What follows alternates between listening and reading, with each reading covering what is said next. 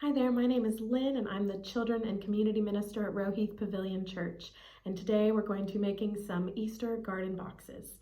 Now this is part 3 of 4, and so if you've missed the first 2 parts, you can go back and watch them. They are called The Great Parade and The Servant King. And this one is called A Dark Night in the Garden. Jesus needed to talk to his heavenly Father. He knew it was time for him to die. They had planned it long ago, he and his Father. Jesus was going to take the punishment for all the wrong things anybody had ever done or would ever do. He knew there was no other way. All the poison of sin was going to have to go into his own heart. God was going to pour into Jesus' heart all the sadness and brokenness in people's hearts. He was going to pour into Jesus' body all the sickness in people's bodies. God was going to have to blame his Son for everything that had gone wrong. Violent sobs shook Jesus' whole body. Then he was quiet like a lamb. "I trust you, Papa," he said. "Whatever you say, I will do." Jesus woke his friends, and into the night with burning torches and lanterns, with swords and clubs and armor they came. An army of soldiers.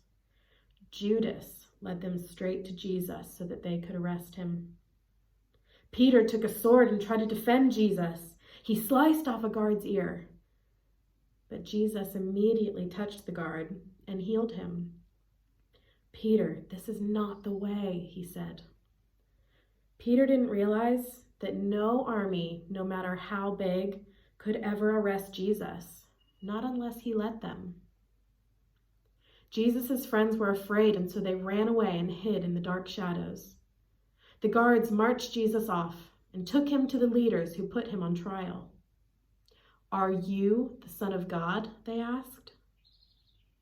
"I am," Jesus said. "Who do you think you are? You must die for calling yourself the Son of God."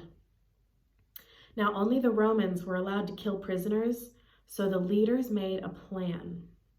"We'll tell the Romans that this man wants to be our king, and they will crucify him." And that's what they did. Wow, well, that one ends on a bit of a cliffhanger, so you're just gonna have to watch the next video to find out what happens next in the story. I hope that you enjoyed watching me make this Garden of Gethsemane box. I really enjoyed this one. It was one of my favorite ones to do because of all the really beautiful flowers that I found in my garden and that I had on some of the plants in my house. That was a really fun one to put together. While I was making this box and reading this part of the story, it struck me once again just how hard this was for Jesus. And you're probably thinking, yeah, of course it was hard. It was horrible, it was hard. But the really cool thing about the Bible is that you can read the same story 100 times. And on the 101st time, God will reveal something new to you. And that's what happened to me while I was reading the story. You see, Jesus knew exactly what was going to happen. He and God had planned it long ago, the plan to come and rescue us and save us.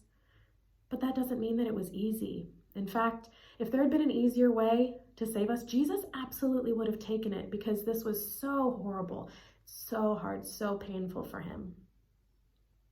So if you decide to make a Garden of Gethsemane Easter garden box, while you're making it, I just want you to think about everything that Jesus went through because he loves you, because he wanted to rescue you, and maybe say a prayer of thanks to him.